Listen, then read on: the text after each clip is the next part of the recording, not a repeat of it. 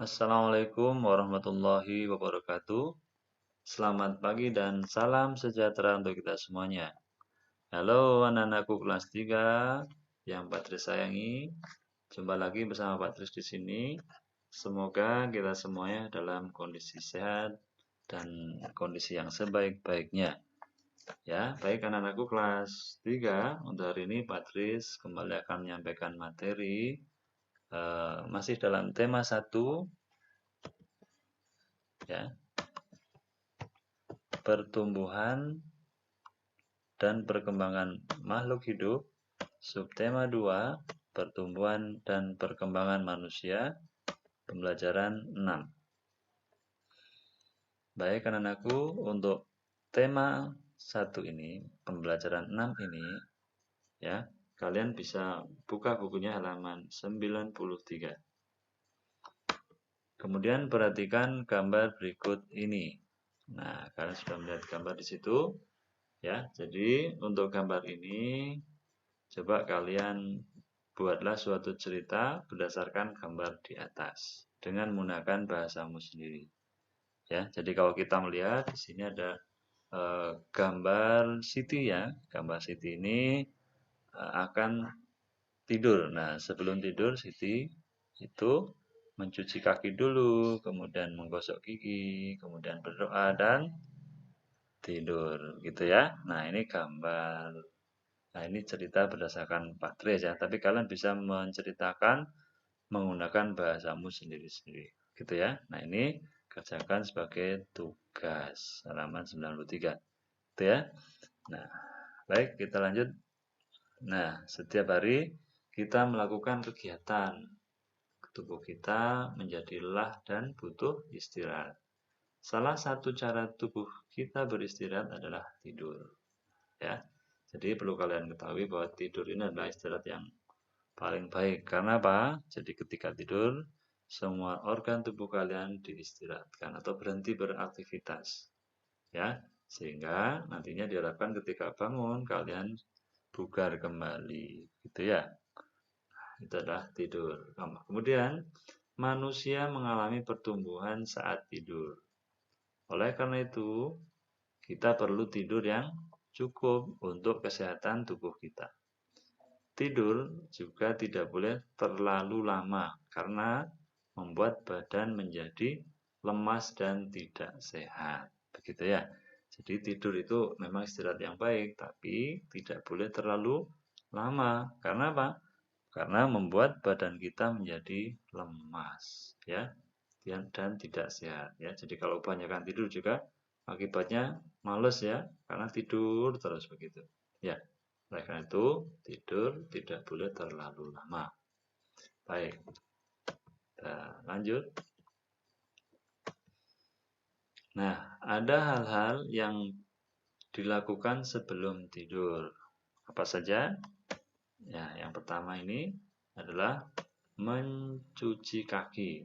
Ya, setelah kalian beraktivitas, baik di luar ataupun di dalam rumah, ketika kalian akan tidur, kalian harus mencuci kaki dulu agar bersih tentunya ya. Nah, dan yang kedua yaitu menggosok gigi. Nah, ini menggosok gigi juga penting, juga perlu ketika kalian akan tidur ya. Agar apa? Ya tentunya agar gigi kalian jadi sehat ya, tidak berlubang gitu ya. Jadi kalau kalian rajin menggosok gigi, maka gigi kalian akan jadi bersih dan kuat tentunya. Gitu ya. Nah, yang ketiga adalah berdoa. Ini berdoa sebagai wujud syukur kalian ya, kalian diberikan kesehatan. Sehingga ketika akan tidur pun kalian harus berdoa. Nah, nanti setelah bangun juga kalian harus berdoa juga. Ya, itu. Nah, kita lanjutkan. Nah, sekarang cara berdoa setiap agama berbeda-beda. Oleh karena itu, kita harus menghargai perbedaan tersebut. Ya, kalian masih ingat anak-anak? Agama di negara kita ada berapa? Iya, ada 6. Apa saja? Ya, nanti kalian bisa ikuti ya. Jadi yang pertama, berdoa dengan cara Islam. Nah, caranya seperti itu. Kemudian yang kedua, berdoa dengan cara Kristen, ya. Perhatikan. Terus yang ketiga, berdoa dengan cara Katolik, ya. Kemudian yang keempat, berdoa dengan cara Hindu. Kemudian yang kelima, berdoa dengan cara Buddha. Nah, yang terakhir, berdoa dengan cara Konghucu. Nah, ini jadi kalian sudah tahu bahwa agama di negara kita ada 6, ya. Ada agama Islam, agama Kristen, agama Katolik, agama Hindu, agama Buddha, dan agama Konghucu. Jadi ada 6 agama yang diakui oleh pemerintah negara kita, ya. Jadi tidak ada agama selain agama ini yang ada di Indonesia, gitu ya. Baik, kita lanjutkan. Nah, sekarang kalian perhatikan Udin mempunyai kegiatan lain sebelum tidur. Ia selalu mengaji, belajar, dan mengerjakan pekerjaan rumah. Ya. Nah, jadi setiap anak memang berbeda-beda untuk kegiatan sebelum tidurnya, ya. Ada yang belajar, ada yang mengaji, ada yang mengerjakan PR gitu ya. Dan ada juga yang sebelum tidur itu bermain-main karena belajarnya sudah tadi sore misalkan sebelum asar atau setelah asar gitu ya. Sehingga malamnya tinggal bermain atau menonton televisi gitu ya. Nah, itu. Nah, kemudian apakah kamu melakukan hal yang sama dengan Udin? Nah, tentunya tidak ya, karena tidak semua anak itu kegiatannya sama, pasti berbeda-beda, gitu ya.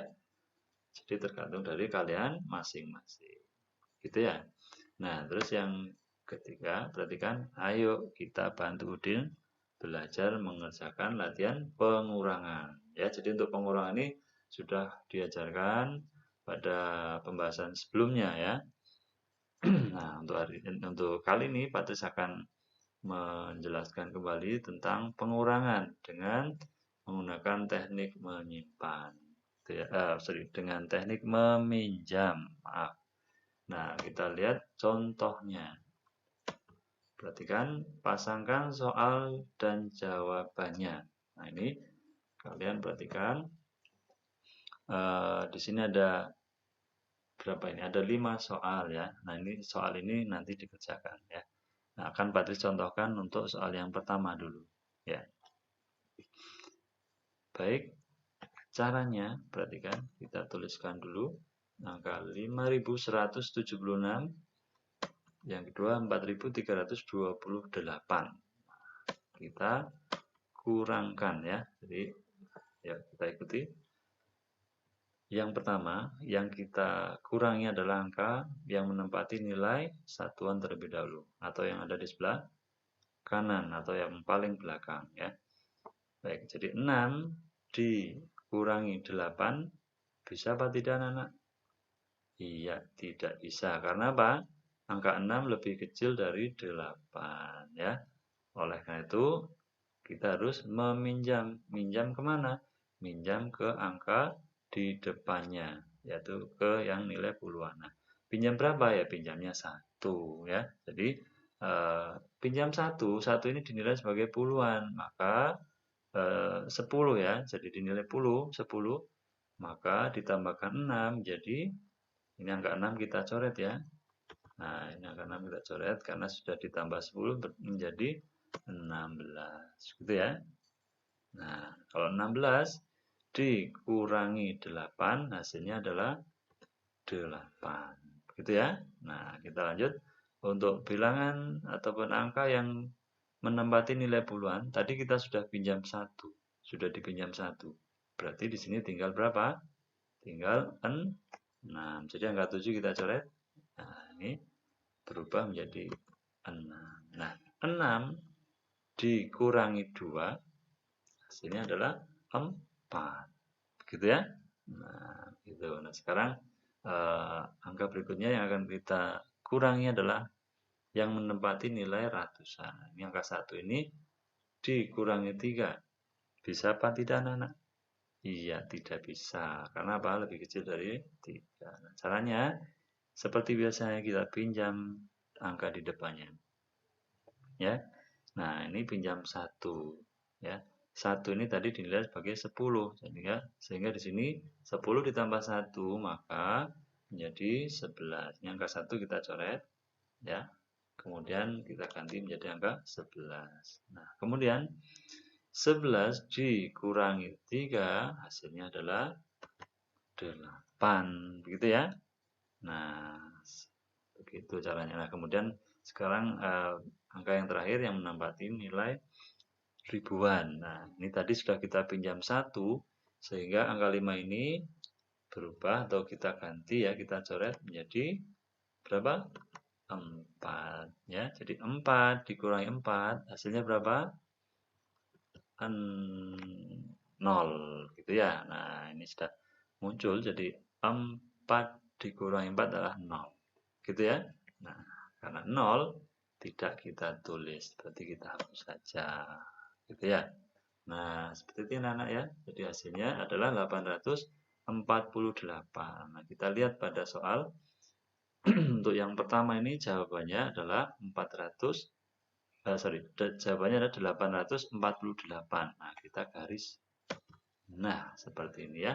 Kita tambahkan garis, kita hubungkan antara soal dengan jawabannya. Gitu ya.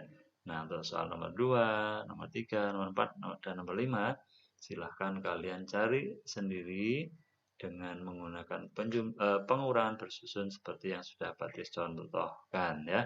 Nah, ini adalah sebagai tugas kalian. Ya, silahkan dikerjakan pada folio bergaris ya.